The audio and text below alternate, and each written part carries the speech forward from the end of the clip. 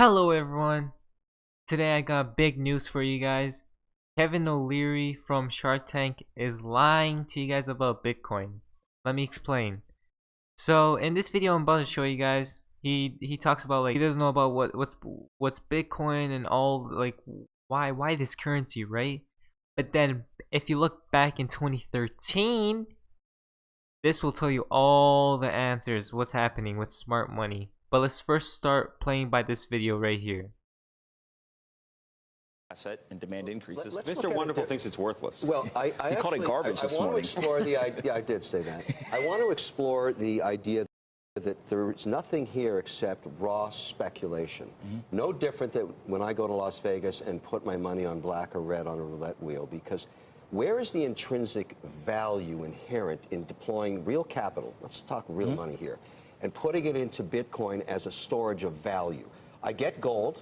For 2,000 years, including the Romans, they saw value in owning that as an asset class. Tell me why this, which is basically a digital game, that's the way I look at it, has any intrinsic value. When people actually put real money into this, they make no interest, they can't pay their taxes with it, the regulators don't like it, which is always a problem for compliance. And where's the long-term value? Just this idea that they're going to cut the number of units in half, sounds such a scam.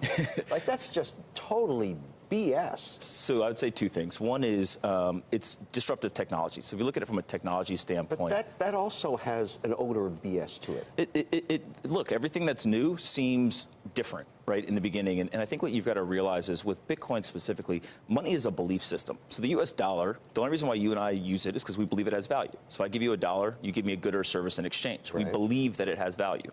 Bitcoin has value because two people who exchange it believe it has that value. And what we're seeing is the volume, right? Look at people using it. That's ultimately what matters. What about all the other crypto crap? There's lots of other coins. I believe Bitcoin is the king and is going to stay the king for a very long time. So I taught a class at Harvard 18 months ago that young people in that class challenged me. I put $100 into something called Coinbase, which is a wallet thing. And you buy Bitcoin? I bought them all. I bought all the crypto crap. I put $100 in. It's now worth 30. 30. That's a 70% loss on my crypto crap. Now, I bought them all.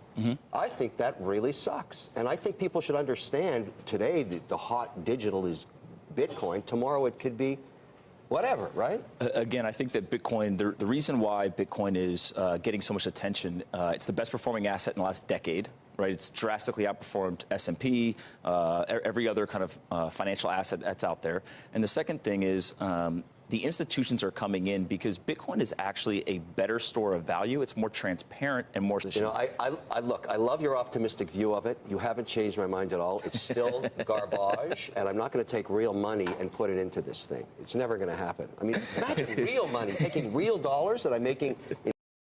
It's never gonna happen, by the way. Cash 2.1% on and putting it into crypto crap? Agree to disagree.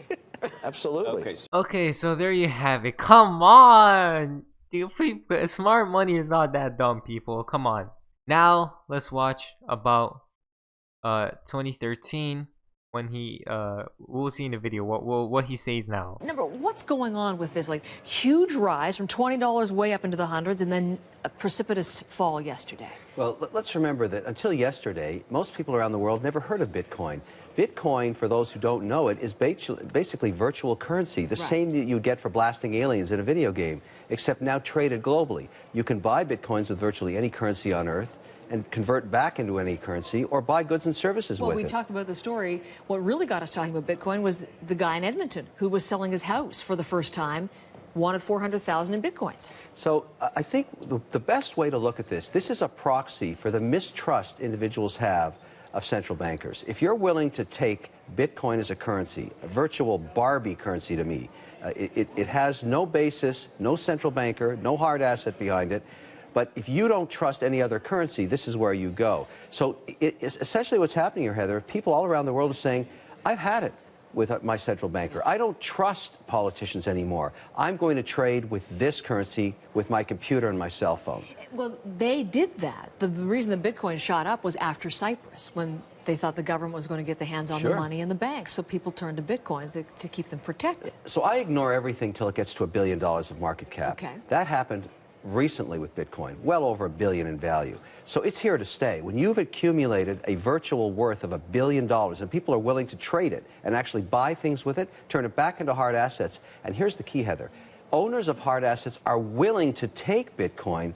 This is here to stay. That's what's going to happen, and no central banker can control it. But you just called it a Barbie currency. I was going to say, is it all hocus pocus? I mean, is it a legitimate form of currency to trade? It is, and as soon as it passed $1 billion and someone bought a hard asset with it, in my books, as an investor, it became real. Now, at the same time, because relative to all other currencies, it's tiny. $1 billion is irrelevant in the currency market. Remember, the currency markets are the largest markets on earth, bigger than commodities, bigger than stocks, bigger than bonds. It's going to grow, but it's going to take a long time. But the key is volatility. Nobody's going to put a large part of their net worth into this thing because it can go up and down 60% in a day, as we saw yesterday. But is it here to stay? Oh, yeah. So will I take 2 or 3% in Bitcoins? I think I might. I'm going to start looking at it. Are you really? I was going to say, are you into this at all? I have a basket of currencies, Heather. The way you diversify your risk in currencies is to own many of them. I own euros, I own Swiss francs, I own Canadian dollars, American dollars, and I might start to dabble, a little dabble-dooey of Bitcoin. That's exactly what I was going to say. It's crazy to think about. This is how smart money does its thing. They obviously lie to the media and all these things, right? Of course, smart money wouldn't go to a news channel and say, "Oh, I just bought this many Bitcoin," stuff like this, because they don't really want the society and the average Joe to know about it.